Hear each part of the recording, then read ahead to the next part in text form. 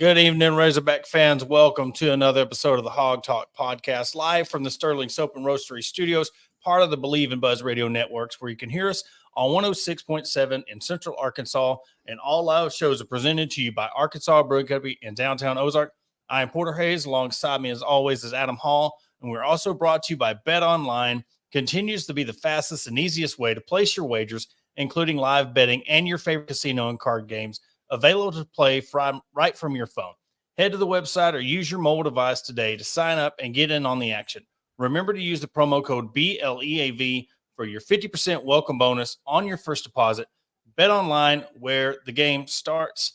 And we go now to the Meadows Lumber Hotline and bring in Chris Phillips, formerly Spurs Up Show, now SEC Unfiltered. Welcome to the show again, man. I appreciate you taking time after your regular show to come on and jump on with us.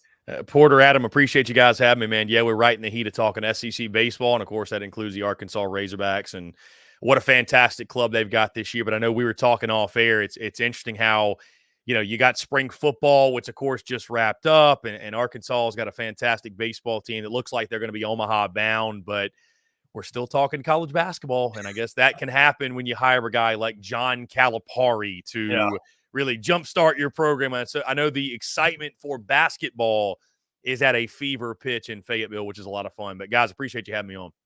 So before we jump in, you jumped from a local, South Carolina, which I gave you a bunch of shit about, the last time you're on being a Clips guy. I really enjoyed that. But what made you jump into the big pond? I know you dabbled in it and was really starting to cover other teams, but what really made you go from just covering one team to really jumping into a SEC, as a whole and covering the conference? Yeah, Porter, it's a great question. And simply put, the opportunity to expand and grow as not just a content creator, but admittedly an entrepreneur and scale the business side of things. And, you can still be a fan of somebody, right? Everybody is, or whether it's you guys, it's Jake Crane, it's many others I know and am friends with in the national landscape, right? We all pull for somebody, but the opportunity to, take that coverage and provide even more value to fans of the Southeastern Conference, and also scale, by the way. We've been able to, since the launch of SEC Unfiltered, to grow our team of contributors, right? We've got 4 or 5 other guys that are shooting video for us. So on the video side of content, podcast side of content, we've also now got a website in which we've added contributors. I think we're up to about 12 or 13 contributors, going to staff that out to about 30 or 35 by the time kickoff gets here. So, there was entrepreneurial motivation. There was motivation from the standpoint, the content side of things. But really, that's what it comes down to, Porter. I mean, that was something where I was meditating on it for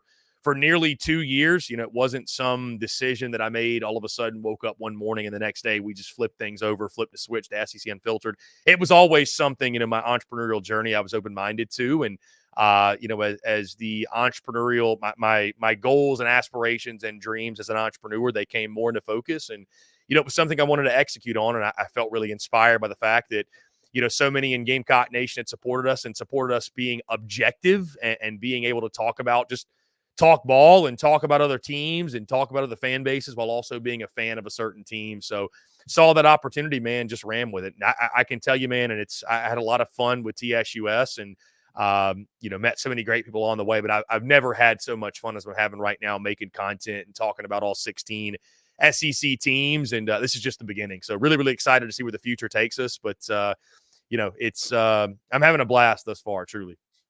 And coming into Arkansas, you kind of touched on it just a tad bit. How crazy is it that, Arkansas, number 2 team in the country in baseball, and we're having you on pretty much to kind of talk about Calipari and the whole basketball scene. How crazy is a team like number 2, but yet we're still talking about basketball? There are few guys that can move the needle like a John Calipari, right? It's one thing to go hire a new head coach after a tough season, especially, right? And so I'm not saying it wouldn't be a big deal, but John Calipari moves the needle differently, right? And what's so crazy is that, there are other Arkansas folks that I feel like kind of predicted this a couple months ago with Eric Musselman, and you look at his previous stops, and he's only stayed at places for 3 or 4 years. He's a West Coast guy. Southern Cal job might come open. He might dip out and leave. And so that part, I don't know if that was really surprising, but John Calipari to Arkansas and the things that had to happen to make that a realistic option, to see that unfold. And I mean, it's still almost kind of, I'm sure for you guys too, it's kind of surreal that it actually took place. And so I understand it. You know what I mean? I completely understand it.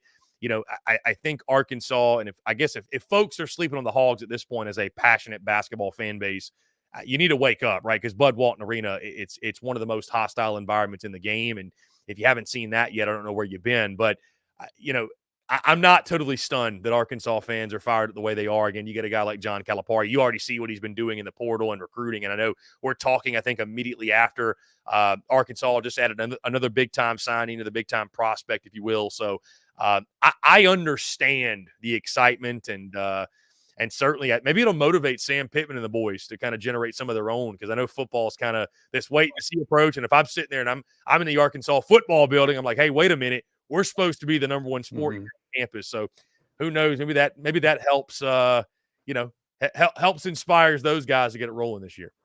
From your fan side of it, what was your initial reaction when you saw the breaking news? I mean, dude, I was fired up for Arkansas. I mean, really, truly, but I thought it was crazy. I mean, I was shocked. I'm not surprised that the Kentucky Calipari relationship came to an end necessarily. Like, I wasn't stunned at that, but to see him stay in the conference and go to an Arkansas, that was, I mean, I was stunned by that, really, truly. So, but I'm excited for Arkansas, really, truly. I'm excited to see what he can do at Fayetteville. And I mean, John Calipari is a winner, man. And I think it's a good thing for all parties involved. I think it's good for Kentucky. I think it's good for Cal. I think that situation got to be somewhat toxic, right? Now it's a new start, and we'll see what a change of scenery can do. But no, it's going to be a lot of fun to watch, man. How crazy is it that a fan base that was so ready for him to leave, yet Arkansas welcomed him, they're having a complete meltdown. I mean, I'm loving, and look, I'm not going to try to poke the bear again, but I brought it up when Saban ran the NIL game and we've seen it. They ran college football and got all the players they wanted. And soon he retires. Now he's going to Capitol Hill or whatever, trying to put a stop to NIL. Now you see people on the Kentucky side that are saying Cal can bring in all these NBA type guys and NIL, this and that. Now he leaves for Arkansas. Now the Kentucky fan base wants to put a cap on NIL. It's just funny how these two fan bases have acted when they have something taken away from them. And especially on the Kentucky side, that they wanted him gone. Well, you should be happy, but there's few that have been in our mentions about, well, we were one of the ones that wanted him gone, but for the most part, they're just losing it. Porter, if there's one thing that college sports fans and sports fans in general are, for the most part, it is hypocrites, and that goes for everybody. I'm not singling out anybody, because I mean, go look at the timeline, and this could happen in any coaching search or any situation where when the guy is wearing whatever colors it is, he sucks, he's a bum, he's trash. Then he becomes your guy, and he's the best thing ever, right? I mean, it happens, or vice versa, right? So for Kentucky fans, and yeah, seeing the fallout, it has this feeling of a very like a jaded ex situation, right? It's you want to win the breakup type of vibe, and I'll be curious to see what Kentucky basketball looks like now in this new area with Mark Pope taking over, which what a crazy coaching search that was, by the way, and them swinging and missing on seemed like a couple of guys. But no, it's been a lot of fun. I mean, it's that passion and energy that allows us to do what we do, whether it's talking Arkansas or Alabama or talking the entire SEC. It's really what allows us to do what we do, and it's been a lot of fun to watch, for sure. I mean, it spreads too, not just fans, but you're seeing like media personalities, and it's very easy to read between the lines and see like who's really butthurt. You know what I mean? Like that just stands out. And certainly some of those Kentucky folks they've been very tongue in cheek when wishing John Calipari well on his next venture. That's for sure. I want to bring up this comment because people are saying, yeah, Saban has always been against NIL. Of course he has. When they started NIL, look what happened to the landscape of college football. That is exactly my point. You've been able to get all the players you've wanted for years. And now that NIL comes in, of course he's against. Dabo was against it. Dabo said, I'd never go to NIL. If they're going to pay players, I'm going to go. Why just go coach in the NFL? So again, you see all this hypocrisy of people being against it. I mean, even Saban's wife was like, why are we doing this anymore if they're getting paid so much? We're seeing it happen in the college landscape. I love it, but yet it's just funny to see those who have, now they have not, and they're the ones that are complaining the most about this NIL. Yeah, when it's helping the other guy, it becomes way more difficult to support, I suppose. So I definitely, I'm right there with you. I don't have a lot of sympathy for, I think Saban's the GOAT for sure, but not a lot of sympathy when it comes to the NIL talks. And I think Dabo too, and especially when you see coaches up and leave and take whatever payday they want. It's I know the transfer portal NIL. We could spend an entire segment talking about opinions on that, but when you see coaches up and leave, that's when you're like, you know what? The portal, NIL, it can be annoying at times, but it's a necessary evil because, look what's happening. We got position coaches we got head coaches in G5 leaving their post to be a tight ends coach in the SEC. So if they can do it, Well, and another aspect, we're looking at this league get bigger. We talk about this NIL stuff and transfer portal stuff, but we don't have 12 teams, 14 teams competing against you. You've got 16, and we don't even know if that's going to expand. So we think that this NIL is going to be doing that, but you got to get ahead of the curve because in 4 or 5 years, if we're sitting at a 24 team super conference, NIL is not going to mean then what it does now because everybody's going to have anything they want when it comes to these super conferences. And right now, Porter, I would say that, speaking on NIL, it's really about speaking of the haves, the have-nots. You better have your NIL in order. You for sure, because the teams that are winning, they're able to go out and get the best players. And what do you need to get the best players? You need some jingle in your pocket. Just bottom line, this is what it is. So I'm curious to your point to see what it looks like. It's the best advantage that schools have right now, that if you're already in the SEC, good, you're a step ahead of the game, if not multiple steps, because there's a lot of teams that are knocking on the door that want in, that you're already in the fancy neighborhood, right? And all the houses are taken, right? At least at this moment. So I'm curious to see what the evolution looks like of the SEC and college football as a whole. But it's all about the almighty dollar at this point. And NIL just kind of rules all. So how is, you being out in South Carolina, how are the Gamecocks looking basketball wise when it comes to transfer portal and such? Yeah, they're doing well. I think there's a lot of excitement around the program with Lamont Paris over the last couple of days. Getting the commitment from Cam Scott, former Texas signee, was huge.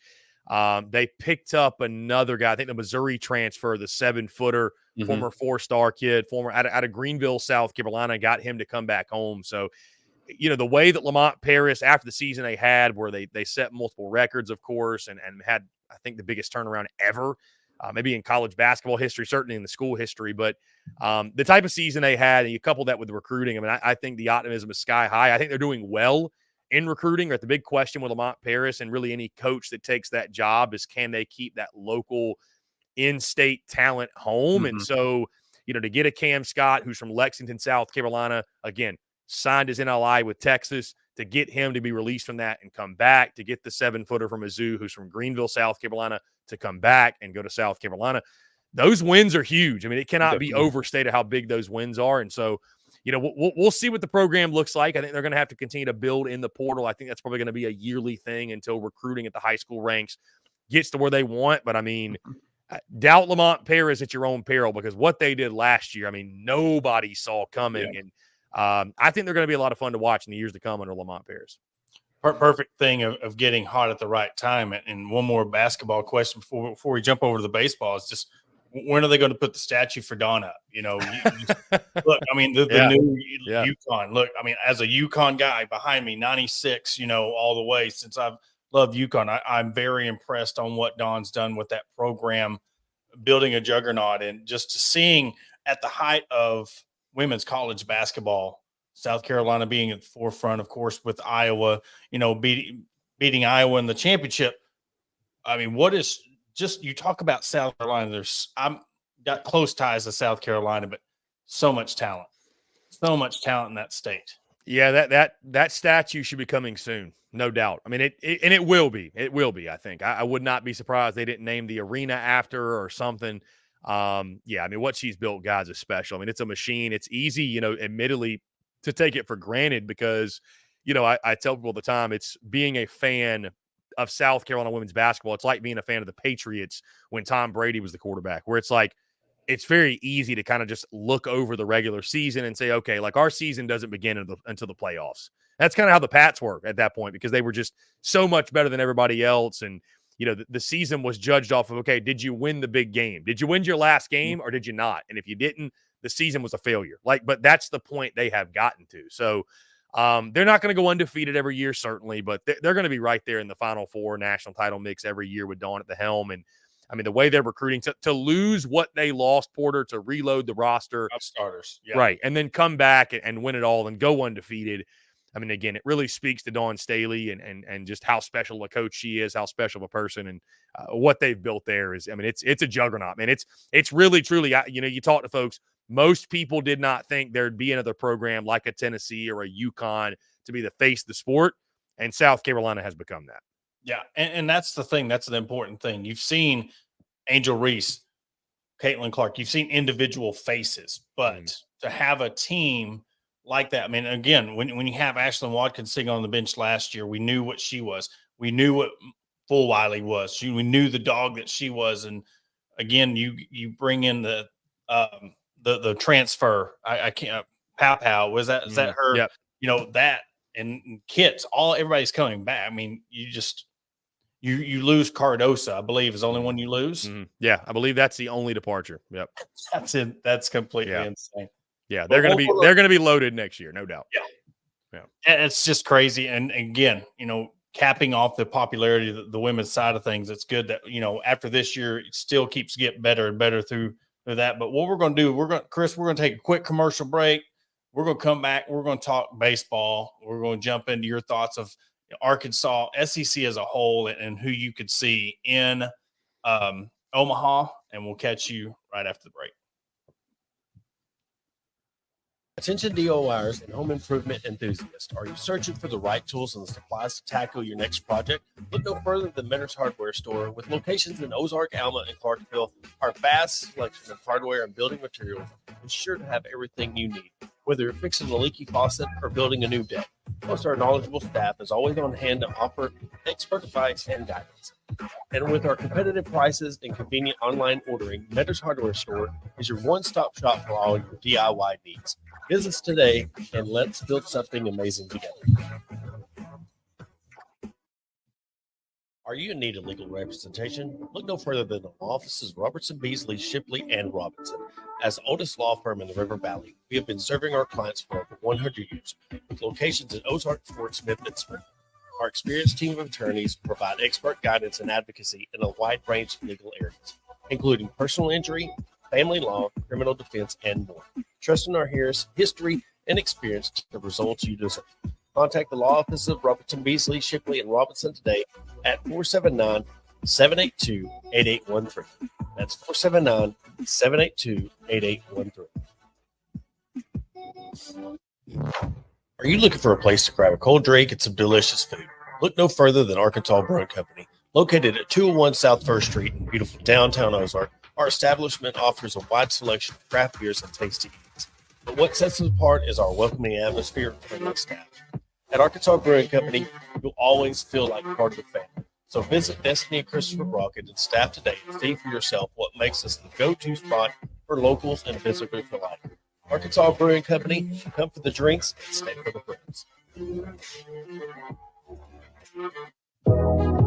Searching for premium brewery products that will take your daily routine to the next level? Look no further than Sterling Soap Company. Our handmade soaps, aftershaves, and balms are made with only the finest ingredients that give you the ultimate grooming experience. With a variety of scents to choose from, there's something for everyone. Plus, our products are crafted in small batches to ensure the highest level of quality. So why wait? Visit www.sterlingsoap.com or visit our retail store at 16 West Walnut Street in Paris, Arkansas. Shop our collection and discover the difference for yourself.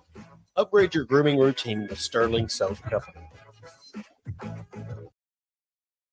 And welcome back to the Hog Talk podcast. And again, thanks, Chris, for staying on with us. And we'll jump right into the baseball. And, of course, just Arkansas rolling. And I know before the season, everybody was talking about pitching concerns. And Now we've seen some hitting concerns. What is your overall thoughts on just how Arkansas, with all these questions, they've kind of lacked a little bit at the plate, but still sitting where they are, top of the West? I mean, did that surprise you, or is that where you kind of seen Razorbacks this point in this season? Yeah, Porter, not surprised at all. When you have the weekend rotation they have with Hagan Smith leading the way, he's just been, if there's one guy in college baseball right now that we could all see on an opening day lineup next year, it's Hagan Smith. I mean, he's incredible. He's an automatic W, it seems. I think Arkansas, I read they're 10-0 in his starts. And then you've got Mason Molina there on the weekend as well. He's been fantastic. Brady Tigert. I mean, it's going to be really, really difficult. I know they've done it once, but it's going to be hard for anybody to beat them 2 out of 3 when you can trot out those type of arms. I think what Arkansas has proved this year as well, that, I mean, listen, and they've swung it okay. I know they're not an offensive juggernaut, but when you got those type of guys on the mound, defense still wins championships is what I was going to say. Like, you got those kind of guys. Great pitching still beats great hitting. Now, again, will they win a national championship? Not can they. Will they win a national title? I think a lot of that will be answered. Can they swing the sticks consistently enough to do that? But, I mean, their arms are going to keep them in every single ball game and win a lot of ball games, and I think take them very far. And, guys, Arkansas was certainly one of my picks to go to Omaha. So am I surprised to see them at 14-4 atop the SEC West? I am not. Again, they were my pick to win the SEC West. So, admittedly, guys, I'm not surprised at all. Now, there are surprises in the SEC. I know you didn't ask me about it, but it's not coming out of Fayetteville. It's coming out of Baton Rouge. It's coming out of Gainesville. It's coming out of Lexington, Kentucky, for both positive and negative reasons. But Arkansas, 34-6 overall, 14-4 in the league. Not surprised at all. And again, I think the question now, guys, and what I felt from Arkansas fans, y'all can correct me if I'm wrong here, but the question was never, is this team going to be in this position? Everybody's just kind of holding their breath to see, is this finally going to be the year? Because that's the question we've been asking ourselves over and over and over again. But when you got the three-headed monster on the weekends, that is that pitching staff, I like their chances a lot. Coming into, I guess, May with the SEC tournament, what do you think would be, or what team do you think is going to be the biggest obstacle for Arkansas? Because I know, like, on our regular schedule, we have Kentucky coming up here in a couple of weeks. So going into the SEC tournament, who's the biggest obstacle? Yeah, Adam, I mean, I think Texas A&M certainly is right up there, a team that's taken over the number 1 ranking in the polls, and what Jim Schlossnagle has done. I mean, they're a fantastic club. I think Tennessee is a team that I think of all the Omaha contenders, they are being talked about, I would probably say, the least, which is somewhat surprising. And I think Tony Vitello would probably prefer it be that way, but they take 2 or 3 from Kentucky. Kentucky still, because of the hot start they had of the year, they're still sitting number 1 in the East. But I love Kentucky's club. Christian Moore is getting red hot. Blake Burke in that lineup, they're a fantastic 1-2 punch there. So I would say Texas, A&M, and Tennessee are up there. But, I mean, here's the thing about that question, man, is that when you get to Hoover, who knows? I mean, it's a mini Omaha. And for anybody out there who's maybe tuned in who, for whatever reason, you never watched the SEC tournament, make sure you turn it on, because, again, it's literally the best baseball you're going to see. We are planning on being there in Hoover, so any Arkansas folks would love to run into you and watch the Hogs. Obviously, we'll be getting a glimpse at those guys, but no, it's going to be a ton of fun, man, for sure. I mean, I like Arkansas's chances, but admittedly, guys, I'm sure y'all would agree, the SEC tournament's a great thing. I'm not saying it's not, but it's not really built for a team like Arkansas who's already got their ticket punched. It's built for a team like a South Carolina right now who's at 500. It's built for a Mississippi State and Ole Miss right now, a Florida at 8-10, even like a Missouri at 6-12, right? It's built for those teams to punch their postseason ticket. For a team like Arkansas, I'll be curious what the approach is from them, because, while it may cause disdain within the fan base, winning or losing the tournament is not a big deal. It's really not. I mean, we've seen many teams that won it all that lost in the regionals for whatever reason or didn't make it to Omaha. We've seen many that went 2-Q and their pitching was fresh as could be and they won the national titles. I mean, it's not a perfect science, and for sure. We look at the SEC tournament in basketball and baseball. You got a number 1 seed locked up in basketball. Yeah. And if you have a regional top 8 bid where you're going to be hosting a regional and super, it really doesn't matter. And you throw in that too. If you're sitting on that 8-9 bubble of your national bid, that SEC tournament and winning that could bump you and elevate you to that 8 where you're now hosting both. So that would be the only time where you really look at, and coaches have admitted without admitting that the SEC tournament in that aspect doesn't mean what it does. But I really wanted to ask your point. You're talking about Hagen Smith and the effect he's had. We've seen LSU do it, and then this recently with South Carolina. Guys are pitching their number 1 starter in game 2. And I don't know if it's in a way of just saying, hey, look, we can't beat Hagen Smith. But from your aspect of it, what do you think when you see some top 2 programs sitting there saying, hey, we're going to pitch our number 1 guy game 2? I disagree with the move. I think it's stupid, to be honest with you. I don't know how else to put it. I've always been a believer you throw your best available when available, and you do everything you can to win that ball game in that moment. I don't believe it in the postseason. I don't think you save guys. I think you throw your best available. And so, I think it sends the wrong message. I'm sure these guys are able to convey a different message to their ball club in the locker room, but the message that I think it sends is that we are conceding game 1. That's what we are hoping to win to. This one is not going to be one of those 2. And so, I think it's from the South Carolina perspective, I think it's a shame you take the ball to Eli Jones' hand. He's been fantastic this year. And I think if there's anybody on that roster and in that pitching staff that was going to give them a chance to win game 1, it was Eli Jones. Now, the pitching wasn't a problem. You lost that game 2-1, but still my point stands. I mean, it's still my point stands, really, truly. So, I don't agree with it. Each coach, listen, they're getting paid the big bucks to be a skipper at that level. And I'm just a guy here behind the microphone talking to you guys. So I guess my opinion is it is what it is, but I don't agree with the methodology. And I think certainly to your point, man, I think it's a compliment to Hagen Smith, a compliment to Arkansas, how good they've been in game 1s that maybe teams are looking at and saying, you know what? We'll roll our dice with our number 2, who's still really good, but let's save our 1. Let's try to lock down that game 2, and then game 3, anything can happen.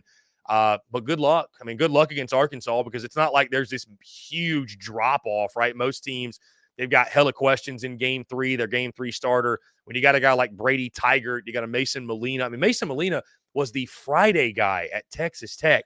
He is the Saturday or the Sunday guy at Arkansas. Mm-hmm. So I don't understand what you think you gain. And again, I know for the Gamecocks, they won game 2, but Mason Molina, he was very uncharacteristically wild in that game, had 7 walks. And again, Arkansas, of course, still found a way to win the series. But again, long story short, I don't agree with it. I've never been one. I think you throw your best available when available. You do everything you can to win the ball game in front of you. I agree. And one of the most superstitious games, you're sitting there going away from your start. And a game that's all, especially these pitchers, they're creatures of habit. And so to get out of that routine, and if the series was like Thursday through Saturday, then maybe I'd get it. But you got a normal Friday, Saturday, Sunday series. I know the weather affected the Sunday, so you had a doubleheader. But you got your normal Friday night game, and you're not even giving your guy who is supposed to be your Friday night starter, that game is why he came to a place like South Carolina, to go toe-to-toe with Hagen Smith. And you are literally taking the ball out of the kid's hand. So I don't agree. I'd be livid if I was in the Jones circle. I'll tell you that right now. And the last thing we got on baseball, Adam's he's got a football question for you, but we'll wrap up the baseball talk with just how many SEC teams could you see in Omaha this year? That's a great question, Porter. I think before the season, I think I had 4. And I had Texas. So, if you count them, they're not there yet, but would have been 5. But I had 4 SEC teams. Right now, that's interesting. I haven't done updated Omaha projections. I think at least 2, I think 3. I'd probably say 3. If you're asking me right now, how many SEC teams do I think make it? I'll say 3 right now. I don't think more than 3. I do not think more than 3. Because I'll tell you this, man, the SEC is the best conference in college baseball. It's not even close. That is a given.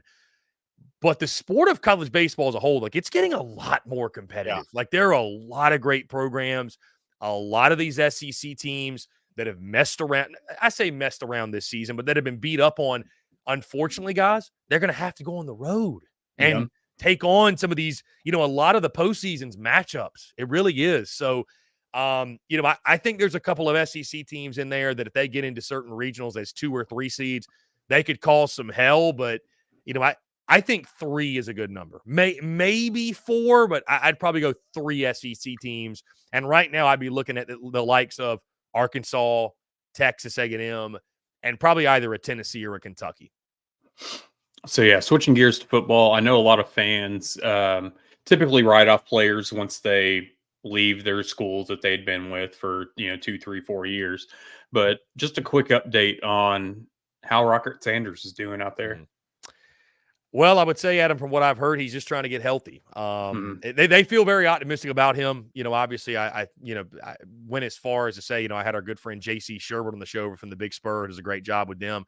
He went as far to say that they feel that they can get 80% healthy Rocket Sanders. He will be a 1,000-yard rusher. Like, they think he's that good and that capable. And, of course, you guys would know just how good of a player he is. I think, all signs point to, and you're not gonna ask a guy like that who's that proven to, hey, do what you got to do to get through spring. And even if you're 90%, like, they held him out for a reason.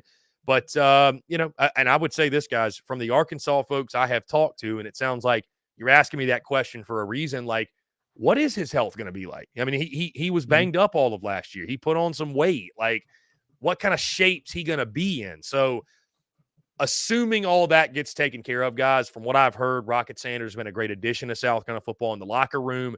They're excited to have him. They believe in what he can be and that he'll do big things. But anytime you got a guy who's recovering like that, it's something that's been lingering for a little bit, it's definitely something to keep an eye on. But he's going to get every opportunity. I think you look at their offense, what you saw in the spring game, Lenora Sellers, they're going to be running the football a lot. I think the passing game might be a question early on for them. So they're going to lean on that running game. Certainly they're going to lean on Rocket Sanders. They're counting on him in a big way to be their top ball carrier. And I mean, again, sounds like they're excited and they think that it's going to work out. But again, guys just got to get healthy. And it seems like there's been a lot of connections between Arkansas and I come on your show, talked about Dow, and there was a lot of mixed emotions about him, going to South Carolina. But I really wanted to ask you about Step. Were you surprised to see him depart and go to Illinois? Because, I mean, him being a South Carolina guy and especially being in that wide receiver group where you thought that was going to shine, was that one of your big surprises that you've seen him leave for Illinois? Yeah, Porter, I was surprised. I'll tell you this. I was surprised to see him get demoted. I was not surprised that once he was demoted that he left. And I can tell you this, that I don't think he'll mind me saying this, but he was pissed. I'll put it that way. Step and I we had a really tight relationship when he was in Columbia, and we talked about this, and he was pissed. I mean, he was upset. A guy that coached a pair of all SEC wide receivers, and he got demoted for James Coley, who about a week later had a cup of coffee in Columbia and went to Georgia. So a situation that certainly backfired on Shane Beamer. I mean, there's no other way to put it. So, listen, the wide receiver position had been imperfect at South Carolina during his tenure. There was a lot of gripes about development of certain players. And I mean, admittedly, like, there were some young guys in that roster that I think they either missed on recruiting or did not develop or come along the way that some folks had hoped. But again, guy took Juice Wells and made him an all SEC wide receiver. He took Xavier Legette, did what he did with him last year. So they had a stretch of success. So for him to no longer be affiliated with Gamecocks football, Porter, at first glance, yes, it is very surprising. Knowing the context of it, the way he was demoted sort of out of the blue for a guy who then, I don't want to say stabbed South Carolina in the back, but just up and kind of left when a better opportunity came along. I'm not surprised that Justin Stepp, I was happy to see Justin Stepp go out and get what he deserved and get what he was worth. And that was being a wide receivers coach somewhere. And I know it's the Big Ten. And it's a little bit colder up in Illinois than it is in South Carolina, but I guess it gets pretty cold in Fayetteville too. So I guess maybe he's used to that. But I mean, I'm happy for Stepp. I think he's happy in the situation. And the entire situation surprised me up until it didn't. Put it that way. Well, man, I appreciate you coming on and talking. Let everybody know who's not following SEC Unfiltered where they can get your content, go on your daily shows, and just let them know where you can find you. Yeah, Porter, Adam, I appreciate you guys. We're all across social media at SEC Unfiltered, whether that's X, Facebook, Instagram, TikTok. Wherever you get your content, we're there. We're also on YouTube, SEC Unfiltered. Check us out there. We drop daily videos. We do live streams as well. Our website, secunfiltered.com, for the latest from us, all of our written content, of course. Wherever you get your podcasts as well, you can find us, again, SEC Unfiltered. And I want to say thank you, by the way, Porter and Adam, to all of the Arkansas folks, because I tell you, we have gotten a very, very warm reception on all of our Arkansas content. All of the Arkansas fans have been showing out. It's some of our most viewed content here early on in the history of SEC Unfiltered. Hogs fans are passionate, and we love to see the passion. And really excited to get down to Fayetteville and interact with some Hog fans one-on-one and interact in person and kind of take in a game day, because I've never been. So looking forward to it. But really want to say thank you to the Arkansas faithful, man, for running up the numbers and driving up the engagement. It's been a lot of fun interacting with all the new followers that are Arkansas fans. Well, appreciate you. You come to Fayetteville, Catfish Hole, Wright's Barbecue. Let's do it. Appreciate you, man. We'll meet up, man. Yeah, Porter, Adam, I appreciate you guys. Yes, Thank you. sir.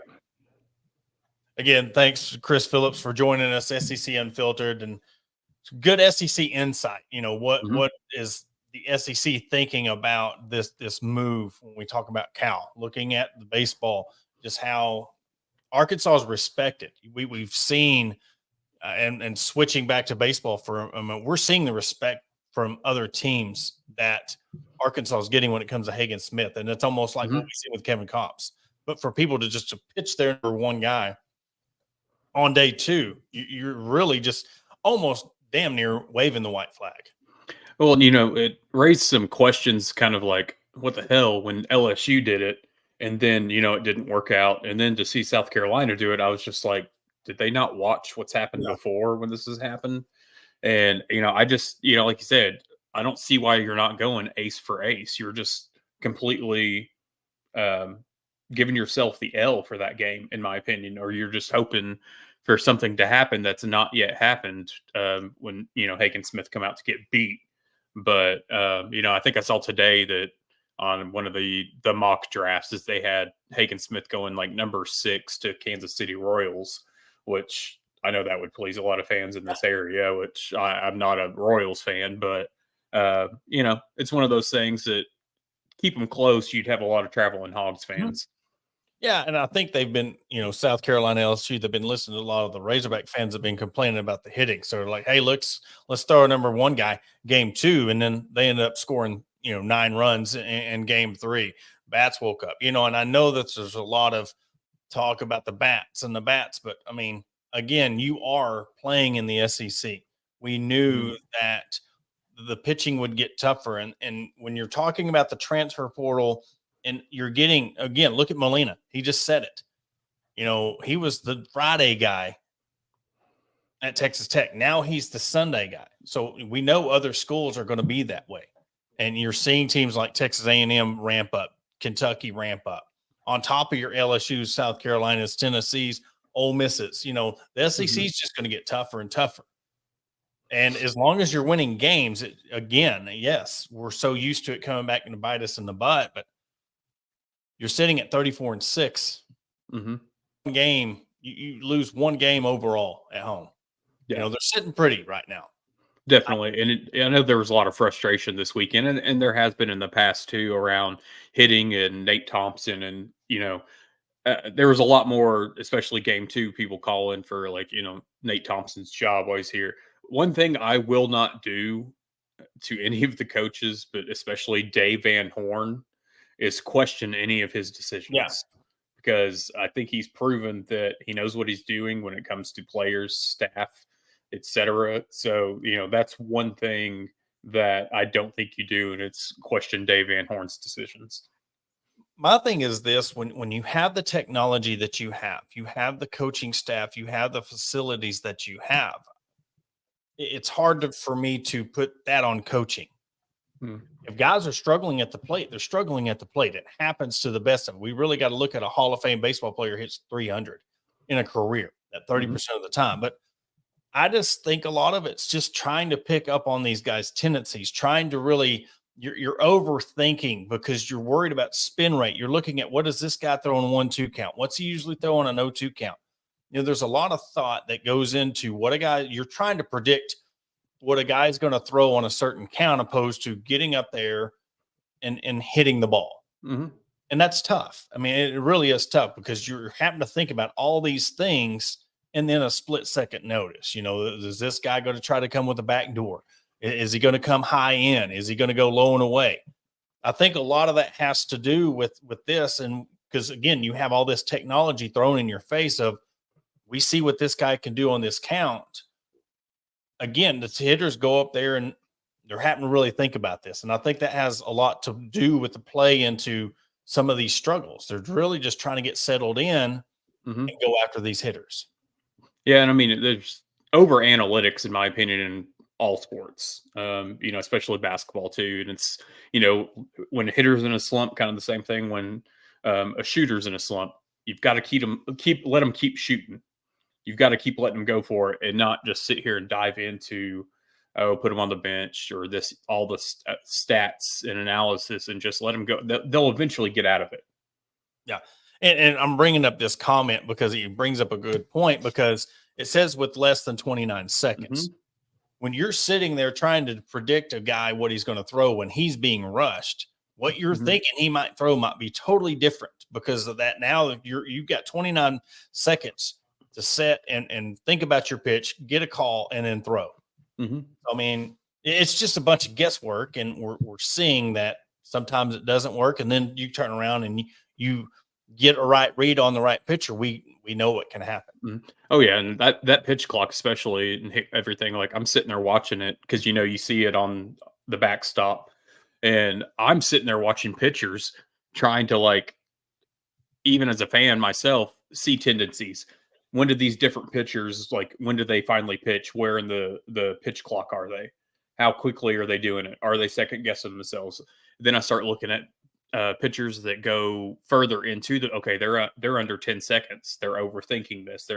So then I start over analyzing it as a fan, and it's just, it becomes too much to where you just kind of have to step back and just, so that the pitchers and hitters, it's, they've got a hell of a lot more going through their head.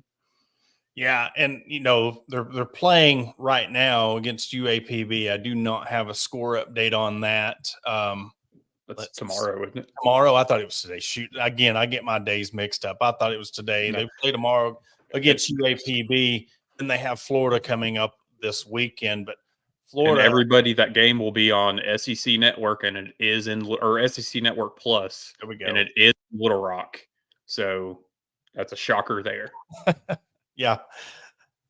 But this Florida series coming up, Florida sitting at 8-10 in the conference, not the Florida that we're used to seeing. And again, South Carolina sitting at 9-9, Florida 8-10, Vanderbilt 10-8. You got Kentucky, they're that constant. They're quiet. I didn't realize they're sitting at 33-7 overall, 26-2 at home. I mean, that's one of them. We keep on talking about Arkansas, A&M, and Kentucky, but here is Tennessee sitting right there in the 2 spot in the East. That just shows you that, what happened last year to Tennessee, they're locked and loaded and ready to go. They are, and even especially early in the season, I know there was a lot of it came from the Arkansas fan base, but I think Tennessee had some lopsided losses early on, but they've gotten it together and found their spot. And I honestly didn't expect to see them at the number 4 seed, or 4 in the rankings this early on. I didn't expect to see it just by the way they looked early in the season. And you got Arkansas and Texas A&M sitting atop, fighting for that number 1 position. And the only thing that I see that separates them, A&M's got 1 more loss than Arkansas, but they have a perfect record in a neutral site, 3-0 neutral. Arkansas is 2-1. It's like, that's the dividing factor between Texas A&M because they're 35-5 overall. Arkansas is 34-6 overall. And they both are only 1 home loss, 4 road losses. So again, that 1 neutral site loss that Arkansas has, is the deciding factor of why Arkansas is below A&M. And I know a lot has to do with that loss against Alabama, but anything can happen. There's still a lot of season left when it comes to overall between regular season, SEC tournament, and then you have your regional, super regionals. But Chris nailed it. Omaha, just the schedule of SEC tournament, then you got regional, super regional. Then you got to get your pitching going for Omaha. That's the hardest to me national championship to really win, because you have to have all your guys firing on all cylinders and then really work your rotation and hope that everything works perfect. Because if they start hitting your batters or start hitting your pitchers and you're going to the bullpen early, it just really takes everything off its axis, and then you're trying to put everything back together. Yeah, because we've seen it in the past, going through our bullpen, and then, you end up having to pitch Kevin Kopps as a starter in a game, and that just implodes on you. And it's one of those that if we are going to struggle, knock on wood, you'd rather it happen now and get things together before you start heading into postseason. Work out your kinks and just get it rolling. You don't have to win in Hoover. Obviously, you'd like to win everything, but at the same time, just get the things you need buttoned up now before you get there. Yeah, I say go. If you win, but don't overpitch your pitchers. Don't set yourself up to hurt yourself in regionals and supers, and of course getting yourself to Omaha. I mean, barring everything works out the way it is the regular season, you're going to have either a number 1 or number 2 seed locked up overall. So you're going to get a 16 seed or a 15 seed, whatever, when it comes to your regional and then your super regional. Whoever wins out of those, you're set up for a very good draw. But what has happened to you in regionals, what's happened to you in supers, to expect that you're going to probably catch a team that's, look at TCU, catch the team that was hot, North Carolina State, someone that figured out your pitching. And I think I touched on it last week when we were talking about people pitching the number 1 guys game 2. I mean, North Carolina State did that, and it worked for them that one time when they just let game 1 go. And they said, we're going to switch up our pitching rotation and mix things up. And it got Arkansas in the end. But, it's time. I think Dave Van Horn, it's time for him to get a national championship. It's time for Arkansas to get another national championship. A fan base that is so passionate on all their sports, they're due. They're due a national championship.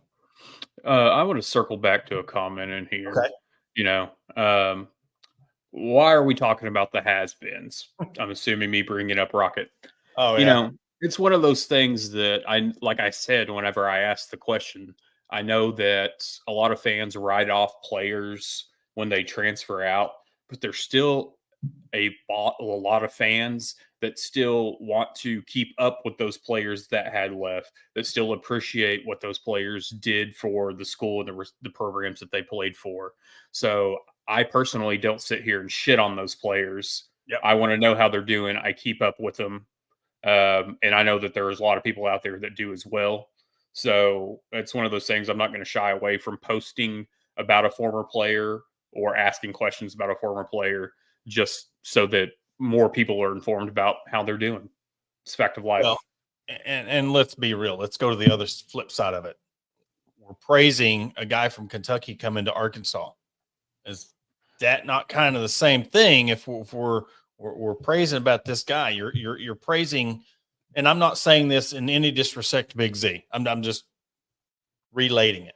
You're sitting there celebrating someone else's has been. So I mean, it's one of them guys. He's a South Carolina guy. Does the SEC.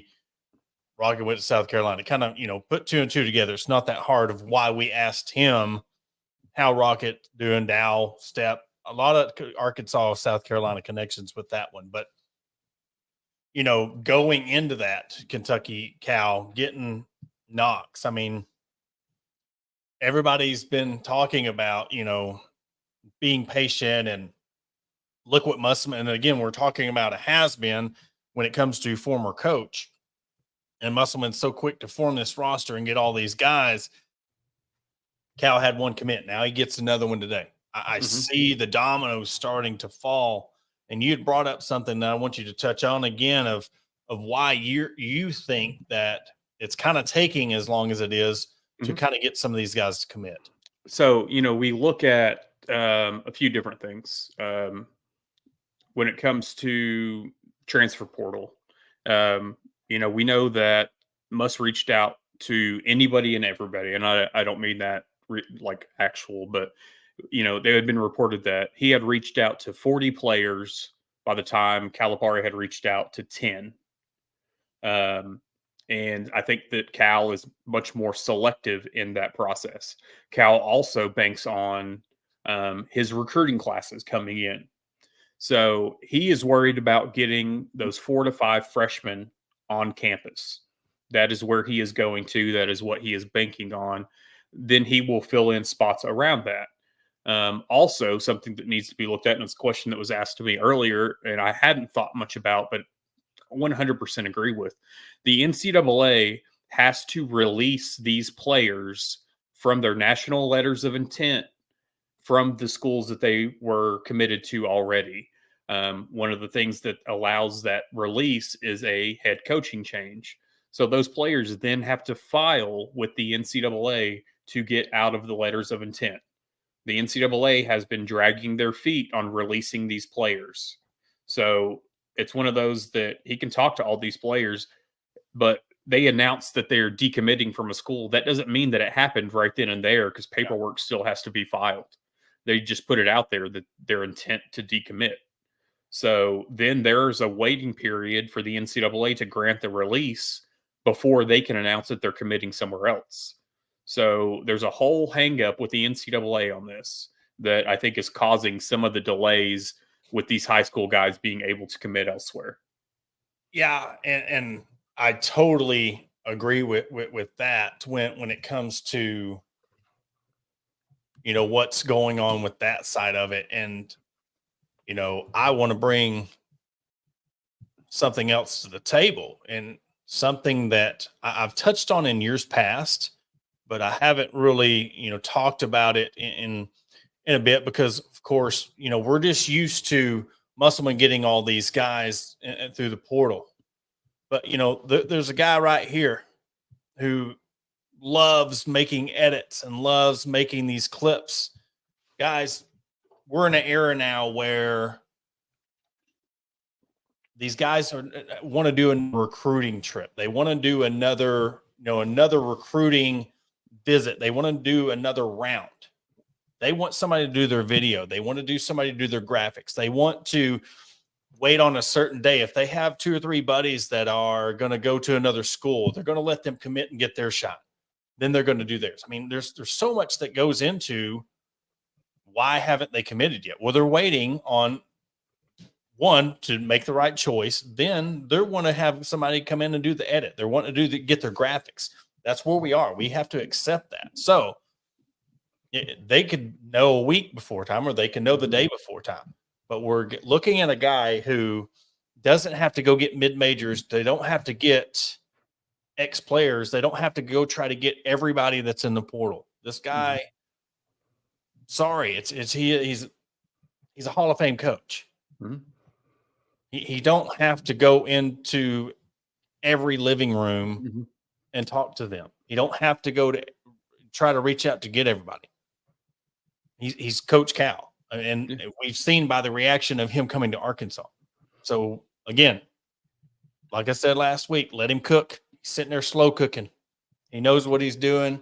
I know everybody's used to the way Muss done things and just grabbing everybody, trying to hope, maybe throw that piece of pie together. But fully trust in what Cal's doing with this roster. Oh, yeah. And I think a big difference right now, too, is you've got a new head coach that's coming in, new staff, new players, etc.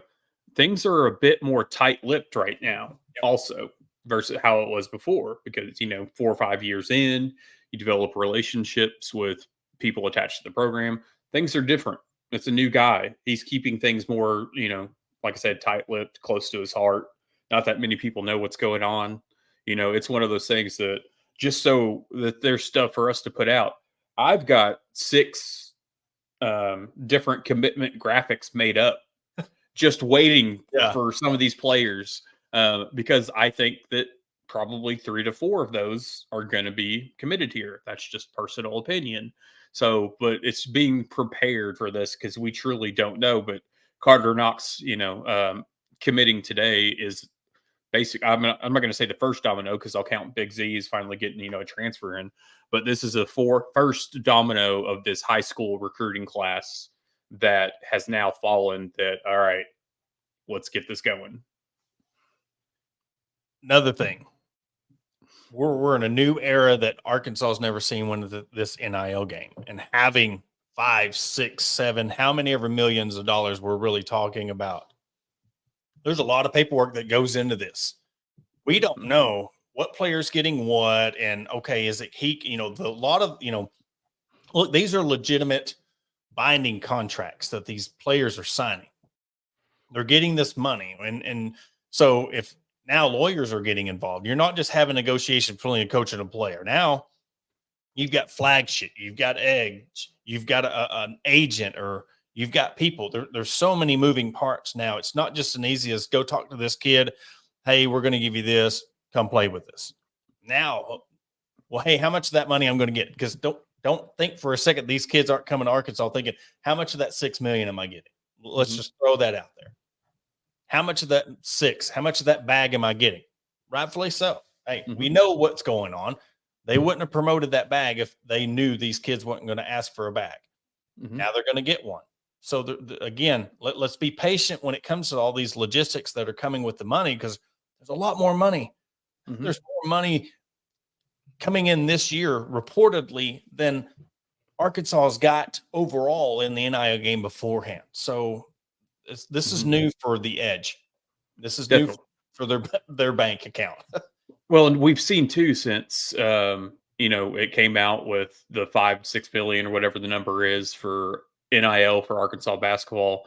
We've seen different headlines that have come out that almost make it sound like we've got schools one up in us in a sense. And I'm going to use Memphis as my example here, because I saw the headline posted everywhere, posted in several different groups, people asking questions on it, essentially like, oh, how is Arkansas going to respond to this?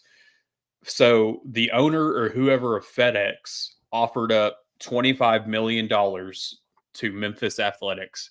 People see, oh, the Memphis Tigers are getting $25 million. Arkansas is only getting 5. Well, if people would read past the headline, he offered up $5 million a year for 5 years to all sports. Yeah. To divvy out.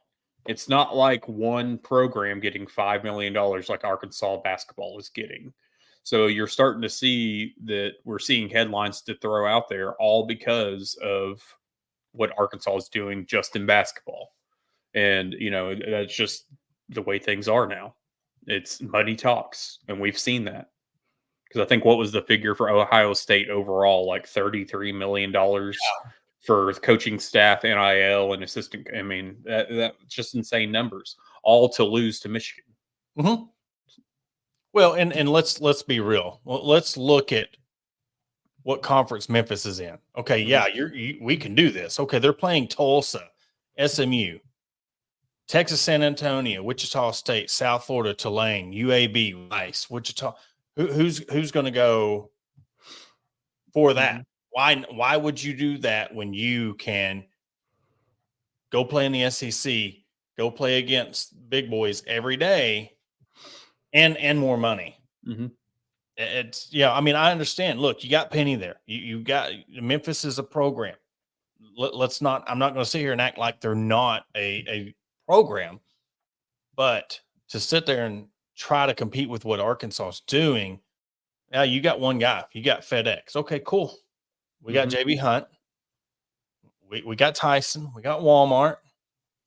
We got Stevens. Then if you want to go to tier 2, I mean, you still got Jones Trucking Lines. You still got, the George's Chicken. You still or George's Turkeys or Chicken. I can't remember which one bird they produce, but it's you could go on down the line, and then you're not, getting Stevens out of Little Rock, but there's the Murphy down in El Dorado. There's a lot of people with money in the state of Arkansas. If you want to go tit for tat, you want to go bag for bag, you don't want to compete with Arkansas when it comes to money. You're not going to win. And something I'd like to see in basketball, which, we didn't see under Musselman, and this has nothing to do with money, but you bringing up Penny and me bringing up Memphis. Yep. I want to see year in and year out Arkansas and Memphis play in basketball in the non-conference. Make it a home and home. Make it in Little Rock if you want to put a game in Little Rock. Yeah. But that game needs to come back year after year.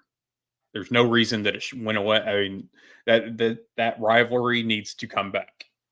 And then you put all of Memphis players in pennies, the penny shoes, and Memphis State jerseys. I'm just saying. I mean, that would be amazing to see.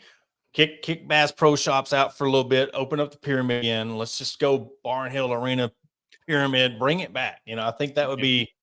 But yes, I agree with the whole being real. Back to that subject. Yes, put that thing in Little Rock. Even put that thing in Bud Walton Arena. I think honestly, even in Bud Walton Arena, it would draw a sellout crowd because look, if Cal assembles this thing like we think he's going to assemble, it's going to be bananas. It's going to be nuts. And there might be people in Barnhill, but yet they might have housed people in or Bud Walton, but they might have to sit people in Barnhill Arena and then broadcast the game. I mean, you never know. You never know how big this thing's going to get. No, and it's one of those things that I know we want to see it, early. We'd like to see it now.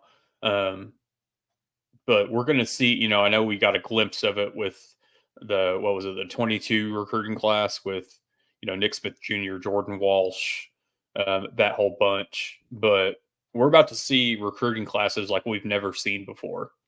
Year after year that you're number 1, number 2, number 3, and not just that in that top 3 spot. I'm talking about the quality of recruits and their rankings throughout 24/7 rivals, etc.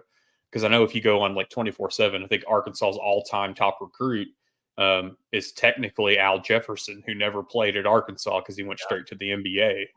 And then either 2 or 3 is Nick Smith Jr. So I think that's something you're going to see guys up there that you wouldn't have thought a year ago would be looking. I mean, even looking at today in 2025, Cal's already offered the number 1 recruit in the nation. And to actually sit there and know that we have a legitimate chance at a player at that caliber, that he's even, posting that he got the offer, that's something we hadn't seen before, but that's where we're at now. We seen a little glimpse of it with Musselman. We had Black, Smith, Walsh, but just imagine having something like the Fab Five, like what Michigan had back in the day with that, having a team like UNLV, having a team like Todd Day in them again, having a team like Corliss and Scotty again, having 5 guys that they're going out there. Good luck trying to beat them. That is the Arkansas that I can't wait to get back to. We know we have the talent, but yet I can't wait for the day they put a team of 5 out on that floor and people fear them like they used to. When they're again, you put them out on the floor and they're like, try to beat us. That's what I'm looking forward to. And I think we've seen a lot, especially over the last couple of weeks, from Kentucky fans on the taking shots at Calipari for getting knocked out by a 14 seed or this and that. And I think we're all under the same, when I say all Arkansas fans, we're all under the same umbrella here that he needed a revitalization, a rejuvenation. And I think he's going to get that here. So I think we're going to be looking at, 2009 to 2012 Calipari, not, the 2022 Calipari. I think it's going to be something that we're going to see a guy who wants to add another title. And we're going to see a guy that, like it or not, he's going to retire here more than likely. Yeah, I see that totally happening. Well, you got anything else? We kind of went over our hour limit. I mean, it's flown by. honestly went to commercial break way early. I looked at the timer on the screen and the timer on the soundboard's off. So kind of went a little early on our break. But you got anything else before we wrap up? No, just the news will continue to roll in. So just keep it locked in. That's right. Keep it tuned into us. I mean, we got you covered. Facebook, X, Instagram, TikTok. We've even started throwing things on TikTok. You can find us. We're broadcast on YouTube. But for Adam Hall, I'm Porter Hayes, brought to you by Believe, Bet Online, and we will catch you on Thursday.